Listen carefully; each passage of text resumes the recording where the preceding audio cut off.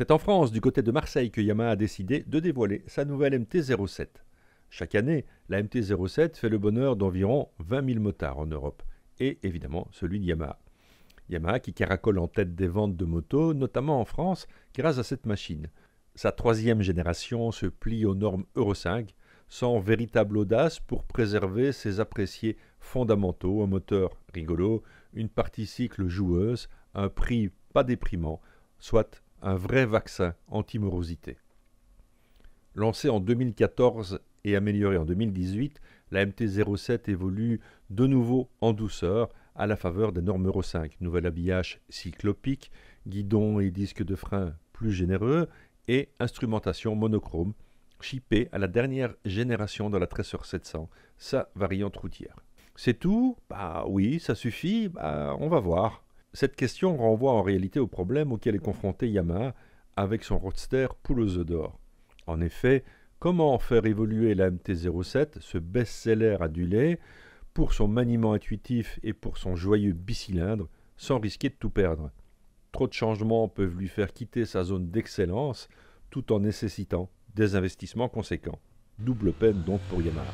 A l'inverse, la laisser dans son jus l'expose à une inévitable lassitude ainsi qu'à la férocité de la concurrence. La Z650 l'attend littéralement au tournant avec son super train avant, tandis que la Trident 660 débarque avec de grosses ambitions. Le guidon de la Yamaha est relevé de 12 mm, reculé de 10, mais surtout élargi de 30 mm pour améliorer encore la maniabilité.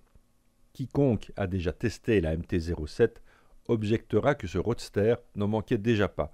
Entre son poids plume et son faible empattement de 1400 mm, la Yamaha est au contraire d'une réactivité diabolique, une manière astucieuse de compenser les 2 kg supplémentaires imputés à sa mise aux normes Euro 5. 184 kg contre 182 pour le modèle précédent.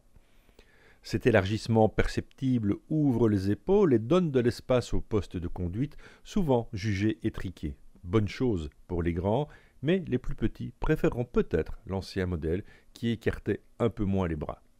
Tous continueront cependant de saluer sa compacité. La MT-07 est sacrément courte, agréablement basse et incroyablement fine entre les cuisses. Le repli des jambes est prononcé, tandis que la selle est chichement rembourrée, le confort en pâtit au-delà de 100 à 150 km de trajet, le mollet droit vient aussi buter sur un carter d'embrayage un peu proéminent. Mais, pourtant, impossible de ne pas s'amuser à son guidon. Son châssis sain, son poids plume et son équilibre réussi permettent de toujours garder le contrôle et le sourire. Hyper alerte mais stable, cette moto se place et se replace d'un battement de cils sans jamais inquiéter.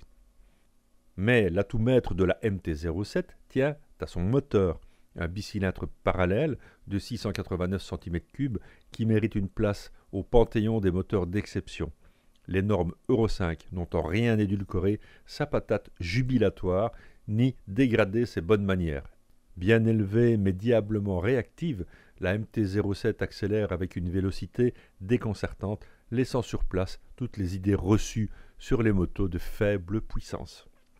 Au chapitre des défauts, citons une boîte à la sélection accrocheuse qui impose des ordres précis et s'accommode modérément des passages à la volée. Défaut qui, paraît-il, s'atténue après un bon rodage. Quand un constructeur possède dans sa gamme la star du marché, il joue à la roulette russe s'il la renouvelle profondément. Alors, pour sa MT-07 version 3, Yamaha a joué d'audace avec la face avant et de prudence, avec la technique, de quoi rafraîchir la moto en maîtrisant les coups.